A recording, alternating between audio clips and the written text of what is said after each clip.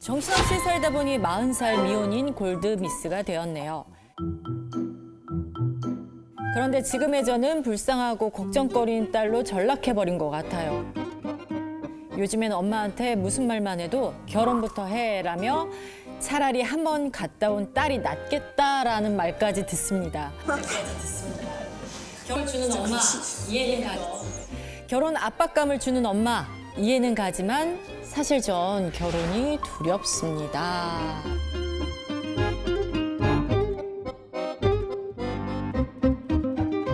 혹시 어디 계시는지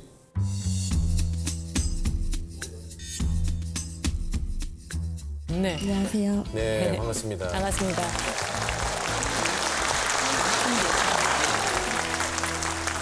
따님 지금 어머니가 어떤 식으로 이렇게 결혼을 계속 하라고 이렇게 푸싱을 하시나요? 아침에 일어나자부터 잘 때까지 거의 하신다고 보면 돼요. 정말 거짓말 안 하고요. 정말 거짓말 안 하고. 이제 아버지가 실은 최근에 돌아가셨어요. 아이고. 그래가지고 절을 드리는데 제가 절을 하고 있는데 엄마가 옆에서 우리 딸 올해 결혼하게 해줘. 올해 결혼하게 해줘. 아, 피처링을 하신 거예요? 네, 그렇죠. 이제 플러스로 아유 우리 딸 진짜 본인 죽기 전에는 꼭 보겠다고 했는데 결국 죽었네 못 보고 얘기하시고 그러고서 장례식장 이제 어머니가 조문 오시는 분들이 남자인데 좀 총각 같다 하면은 거기 위주로 가세요. 음식도 뭔가 그쪽으로만 계속 가는 것 같고 그러면서 혹시 결혼하셨어요? 물어보고 그러다가 저를 부르시더라고요. 그러면서 소개를 하시더라고요.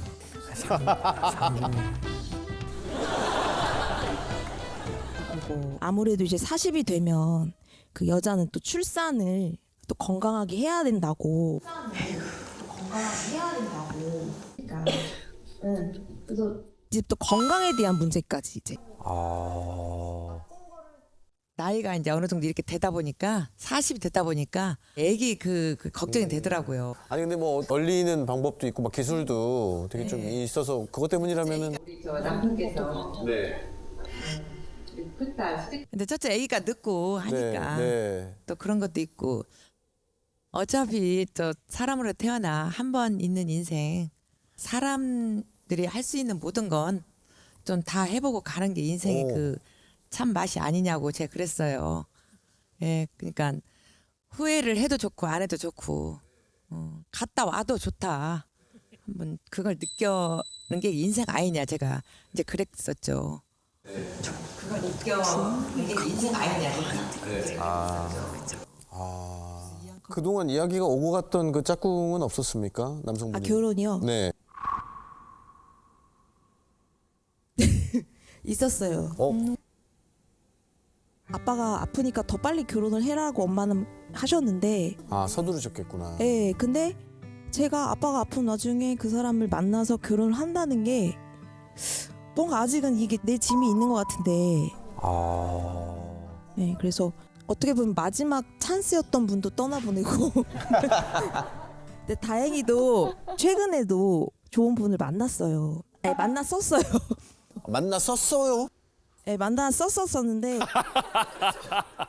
최근에 만나신 분들은 오래 못 만나게 되더라고요. 실은 삶에 너무 만족을 해요. 왜냐면은 진짜 30대 후반까지도 실은 조금 치열하게 살아가지고 지금처럼 마음이 편한 적은 없었어요. 네. 근데 거기에 결혼이라는 게 약간은 다시 시작해야 되는 거 아닌가? 이 치열한 삶이? 그런 생각이 좀 부정적인 게 먼저 앞서면 안 되는데 실은 그래요. 삶이? 그런 생각 아닌가? 치열한 삶이? 먼저 앞서면 안 되는데 근데 이제 아빠를 보내고 만약의 경우 엄마가 그렇게 가시게 되면은 불효한 자식이 될 것 같다는 그 두려움이 이제 더 커요. 그래서 결혼을 하기로 마음을 먹었는데 지금 너무 행복하다는 거 엄마가 조금 저를 이해해 주셨으면 좋겠거든요. 아니야 너 행복한 척 하는 거야 약간 그러세요. 결혼을 하면 못할 게 친구들 엄마랑 언성 높이고 싸우진 않으세요? 엄청 싸워. 악다구니로 엄마처럼 살고 싶지 않다고. 아, 그런 싸가지 없는 말을 하셨어요? 예. 근데 엄마도 이제 너도 너 같은 딸 낳아봐라. 너도 너 같은 딸 낳아 있냐나! 전쟁이에요, 전쟁. 근데 이제 지금은 남은 시간을 엄마랑 좀 평화롭게 지내고 싶은데 제가 아무리 말씀드려도 엄마가 안 믿으시고. 예. 그래서 안심을 좀 시켜주셨으면. 지가 할 말을 지가 안 되니까 나를 통해서 하려고 하는 정확한 표현입니다. 아주 그런 셉셉이 같은 느낌이 드네요. 셉셉이다. 근데 이제 이렇게 하면 너 좋은 소리를 낼 수 없어라고 하는 그 원리들이 있어요. 되게 간단한. 그게 뭐냐면 멋지게 하려는 거. 그러니까 소리를 내면서 자기가 멋지게 소리를 내려고 하는 머리에 상을 가지면 좋은 소리를 못 내요. 그래서 정말 좋은 소리를 내는 원리는 find your voice. 너의 소리를 찾아라. 그러니까 자기 소리여야 돼요. 근데 이제 사람들은 자기 소리로 하려는 게 아니라 처음에는 테너처럼, 바리톤처럼, 성직자처럼. 이런 소리들은 흉내는 내는데 나중에 되게 생명력이 없어요. 그리고 발전이 안 돼. 자, 이 말을 어떻게 하냐면, 자, 어머니는 지금 딸한테 이렇게 레슨을, 코칭을 하고 있어요. 야, 엄마가 대단한 걸 바라는 게 아니야. 인간이 태어났으면 인간이 기본적으로 성공은 안 해도 해볼 것들이 있어. 결혼하고, 애 낳고, 뭘 하고, 그런 게 있어. 난 너한테 그걸 해보라는 거야. 심지어 엄마가 그걸 잘하라는 것도 아니잖아. 갔다가 와도 해봐. 거의 종교적 수준으로 엄마는 딸에게 지금 그 상을 말씀하시고 있는 거예요. 일어나서 잘 때까지. 그러면 되게 위험성이 몇 가지가 생겨요. 첫 번째, 딸의 반발심. 두 번째, 조급함. 그럼 이제 엄마가 나이가 더 드시고 엄마가 몸이 더 휘어지고 이러면 딸은 그게 보이거든요. 그러면 엄마가 나한테 이거 하나 바란 건데 아버지도 나 결혼을 못하고 돌아가셨고 난 큰 불효를 짓네. 그럼 이제 조급해져. 그러면 이제 선택에 있어서 오류가 날 확률이 훨씬 올라가요. 그러면 문제는 이혼해서 돌아오는 게 아니라 거기에서 생긴 엄청난 상처와 불편함과 이게 있는데 이게 이제 엄마에 대한 걸로 돌아갈 확률이 엄청 높죠. 나 안 한다고 했잖아. 맞아. 걸로 돌아갈 확률이 엄청 높죠. 그래서 엄마의 마음을 다 이해하지만 딸을 낳으시고 탯줄을 어떻게 하셨습니까? 끊었잖아요. 근데 지금 엄마는 딸하고 정신적으로 탯줄을 연결해 버리신 것 같아요. 이 사고의 탯줄을. 엄마가 정성스럽게 아이를 갖고 있다가 탯줄을 잘라서 아이를 온전하게 한 것처럼 성인된 아이의 상의 탯줄을 잘라줘야지 이 아이는 이제 자기 폐로 숨을 쉴 거거든요. 자기 입으로 영양 공급을 하고. 안 그러면 착한 아이일수록 부모하고 문제가 생기기 시작합니다. 골마 터지거나 폭발하거나 싱크홀이 생겨서 밑으로 꺼져버리거나. 근데 좋아질 확률이 있죠. 그렇게 해서 엄마가 하라고 해서 했어. 근데 너무 좋은 결혼이에요. 그거는 여성분들이 생각하기에 몇 프로 되실 것 같아요? 1%? 1%. 그래. 0.5. 0.5. 지금 경매입니까? 여기 지금 물건 좋은 거 나왔나요? 있긴 있을 거예요. 네. 근데 탯줄을 잘라서 좋아질 확률보다 탯줄을 연결해서 좋아질 확률이 너무 낮으니 기왕 인생 장사인데 어머니께서 딸에 대해서 바라는 상을 철거해 주시면 어떠냐는 거예요. 근데 이거는 오히려 더 효과적인 장사예요. 왜?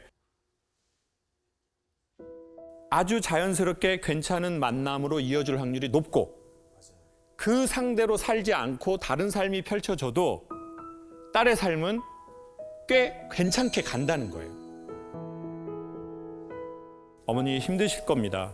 왜냐하면 탯줄을 내 아이 40에 자른다는 게 그리고 그게 나쁜 걸 주는 게 아니라 내 몸에 모든 걸 다 주는 거잖아요.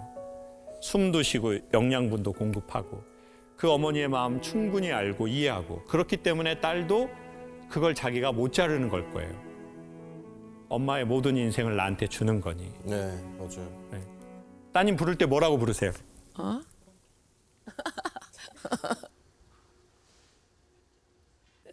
어느 때는 오랑캐라고도 하죠. 오랑캐. 싸우니까. 아, 따님을 오랑캐라고 했다고요? 아, 왼수도 아니고. 그러면 오랑캐 하면서 얘기 한번 해주시죠. 랑케야. 사랑하는 오랑캐. 저는 그냥 무심코 한 건데 우리 딸한테는 그게 굉장히 좀 힘들었나 봐요. 거기에 대해서는 좀 미안하고 이제 앞으로는 멀리서 한번 지켜보려고 해요. 근데 아마 잘 할 거예요. 사랑하고 그동안 너무 수고 많았고 고마워.